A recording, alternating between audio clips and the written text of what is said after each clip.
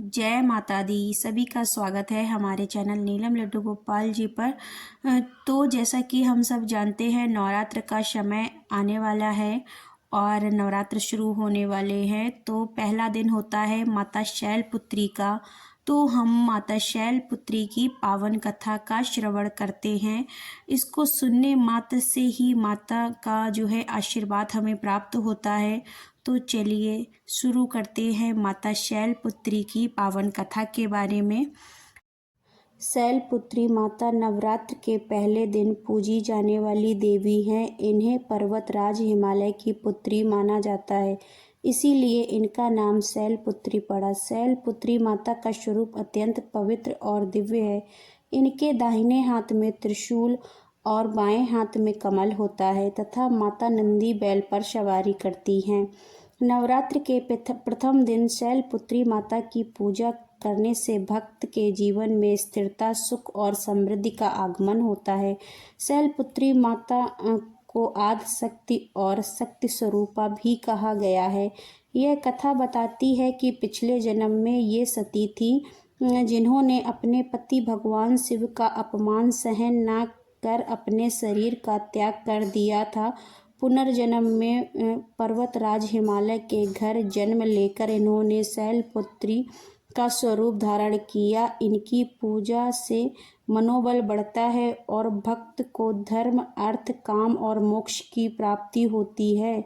माँ दुर्गा को सर्वप्रथम शैलपुत्री के रूप में पूजा जाता है। हिमालय के यहाँ पुत्री के रूप में जन्म लेने के कारण उनका नामकरण हुआ शैलपुत्री।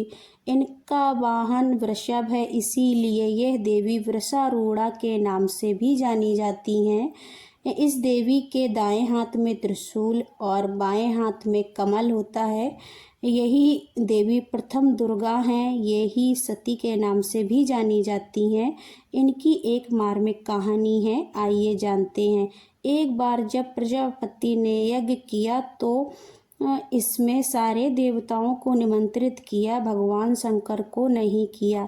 सती यज्ञ में जाने के लिए विकल हो उठी। शंकर जी ने कहा कि सारे देवताओं को निमंत्रित किया गया है, बस उन्हें ही नहीं किया गया। ऐसे में वहां जाना उचित नहीं है। सती का प्रबल आग्रह देखकर शंकर जी ने उन्हें यज्ञ में जाने की अनुमति दे दी।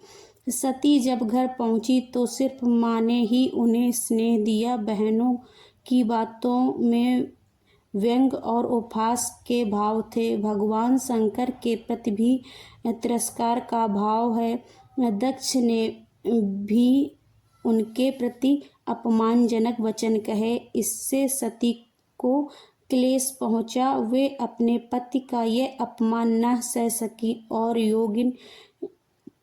योगिनी द्वारा अपने को जलाकर भस्म किया। इस दारुण दुख से व्यथित होकर शंकर भगवान ने उस यज्ञ का विध्वंस करा दिया। यही सती अपने जन्म में शैलराज हिमालय की पुत्री के रूप में जन्मी और शैलपुत्री कहलाई। पार्वती और हेमवती भी इसी देवी का अन्य नाम है। शैलपुत्री का विवाह भी भगवान शंकर से हुआ। शैलपुत्री शिव जी की अर्धांगिनी बनी। इनका महत्व और शक्ति अनंत है।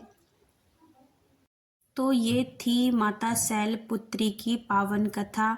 तो इसके श्रवण मात्र से ही मनुष्य का कल्याण हो जाता है और हमारी माता रानी भी प्रसन्न हो जाती हैं। तो नवरात्र के पहले दिन इस कथा का श्रवण जरूर करें और साथ में एक मंत्र का भी उच्चारण आप कर सकते हैं। इसके लिए आपको हाथों में फूल लेकर के इस मंत्र का उच्चारण करना चाहिए।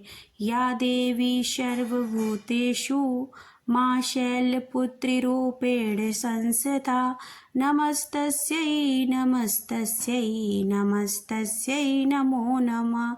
इस मंत्र के उच्चारण से जो है हमारी माता शैलपुत्री प्रसन्न हो जाती हैं। इसके बाद हाथों में लिए पुष्प को हमें माता शैलपुत्री के चरणों में समर्पित कर देना चाहिए। इससे हमारे माता रानी का आशीर्वाद मिलता है और नवरात्र में दुर्गा स्वरूपा भी प्रसन्न होती हैं, क्योंकि माता का पहला स्वरूप ही शैलपुत्री माता हैं। तो आज के वीडियो में बस इतना ही। ये कहानी आपको कैसी लगी हमें कमेंट करके ज़रूर बताइएगा। आप सभी को नवरात्र की बहुत सारी शुभकामनाएं। जय माता दी।